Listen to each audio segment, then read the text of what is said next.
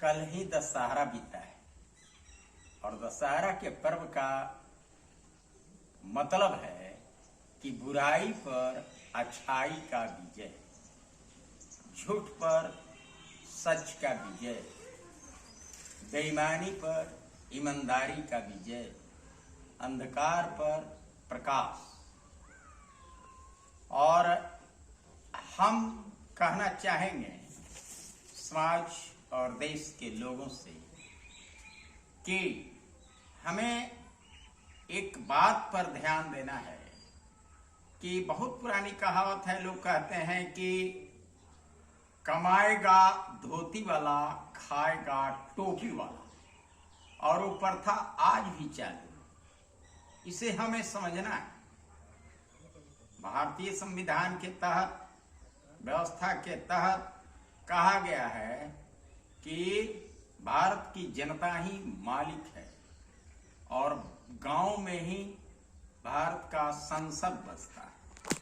तो हम तमाम लोगों का ध्यान आकृष्ट कराते हुए कहना चाह रहे हैं कि तमाम तरह के टैक्सों को देते रहने के बावजूद भी जब हम अन्नदाता किसानों की समस्याओं के निमित्त मांगों को लेकर के सरकारों के समक्ष मांग रखते हैं, तो सरकार में शामिल लोगों को लगता है कि उनका अपना काश्तकारी बेच कर देना पड़ेगा। इस तरह से वो आनाकानी करते हैं। जरा सोचिए कि हमारे यहाँ मुफ्त पढ़ाई और मुफ्त दवाई हमारा संवैधानिक अधिकार है। इसके बावजूद भी पढ़ाई और दवाई पर पानी की तरह हमें पैसा बहाना पड़ रहा है और ये सरकार में शामिल लोग अपना झूठ-मूठ का पेट थपथपा रहे हैं। हम तमाम लोगों से आज बुराई पर अच्छाई के विजय के दिन के बाद से ये कहना चाहते हैं कि तमाम लोग आगे आए। नेताजी सुभाष चंद्र बोस की रास्ते पर चलने की आवश्यकता है। हम लोग all India forward block party के लोग हर घर नेताजी अभियान के तहत लोगों को अपने अधिकारों के प्रति जागरूक होकर सरकारों से अपनी मांगों को लेकर लड़ने के लिए उत्साहित कर रहे हैं। हमें ये अधिकार प्राप्त है कि मुफ्ती पढ़ाई, यानी हमारे बच्चे को मुफ्त में शिक्षा देना मौलिक अधिकार है। सरकारी व्यवस्था शिक्षा के क्षेत्र में इतनी लच्चर हो गई है कि आम आदमी अपने बच्चों को पढ़ाने के लिए निजी शिक्षण संस्थानों में भेजने लगे हैं। तो हम ये कहना चाहते हैं कि तमाम लोग आगे आएं और सरकार से मांग करें कि हमारे बच्चे सरकारी स्कूलों में पढ़ें या निजी विद्यालयों में पढ़ें। पढ़ाई का जो खर्च है वो सरकारी खजाने से भुगतान करना होगा। सरकार की जिम्मेवारी है, मंगनी नहीं है। हम टैक्स देते हैं।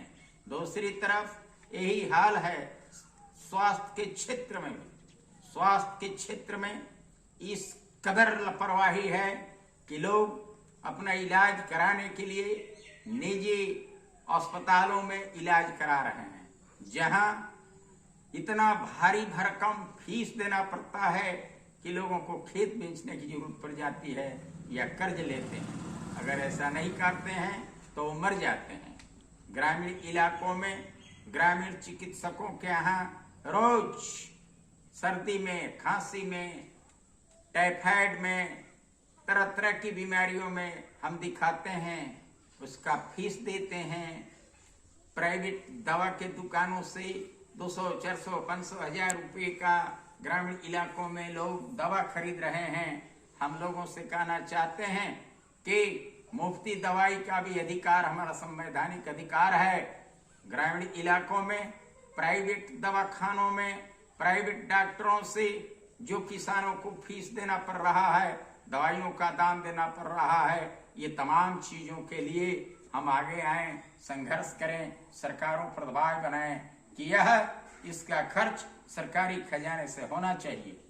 यह अन्नदाता किसान, जिसके कर कमीनी के बल पर सारे लोग जीवित हैं, मंत्रिमंडल में शामिल लोग किसानों के खून पसीने के कमाई के ही पैसे अन्न खाते हैं। सेना पर रहने वाले हमारी सुरक्षा में लगे हुए भारतीय सीमा पर हमारे सपूत भी अन्न खाते हैं, वो किसान ही उपजाते हैं। जज साहब जो न्याय देते हैं वो भी अन्न किसानों द्वारा उपजाए ही खाते हैं। यहाँ हर किसी को खाने की जरूरत किसान पूरा करता है और किसानों को कृषि के लागत के रूप में हम किसानों को मांग कर रहे हैं कि प्रति एकड़ 10,000 रुपए प्रति फसली देने का प्रावधान करो। हर किसान को सीजन में 2 बार, रबी में और खरीफ में, प्रति एकड़ 12 से 15,000 रुपये खर्च पड़ते हैं। हम तो सरकार से मात्र 10,000 रुपये कृषि सहायता के रूप में मांग कर रहे हैं। इन पैसों की भरपाई में अगर दिक्कत हो रही है तो एक बात हम कहना चाहते हैं, जो ये देश सेवा के नाम पर जो नेताओं को वेतन, पेंशन, बड़ी गार्ड की सुविधा, अन्य अनावश्यक सुविधाएं जो दी जा रही हैं, इसे बंद कर दिया जाए। इसे बंद कर देने से अरबों रुपए का बचत होगा। जितना खर्च पढ़ाई में, दवाई में और किसानों को 10,000 रुपये प्रति फसल प्रति एकड़ देने से हम गणित जोड़ेंगे तो उतना ही होगा। इससे अधिक हम इन नेताओं को बैठा कर बेकार में दे रहे हैं। ये कैसा देश सेवा कर रहे हैं? देश सेवा के नाम पर सैलरी चाहिए, तनख्वाह चाहिए, पेंशन चाहिए। ये गलत परंपरा है। ऐसा कहाँ देखा गया है कि अपनी माँ का हम सेवा करेंगे और महीना लेंगे, अपनी माँ की सेवा करेंगे और पेंशन लेंगे, अपनी माँ का सेवा करेंगे, टीए लेंगे, डीए लेंगे। ये गलत है। ये पुरानी कहावत है।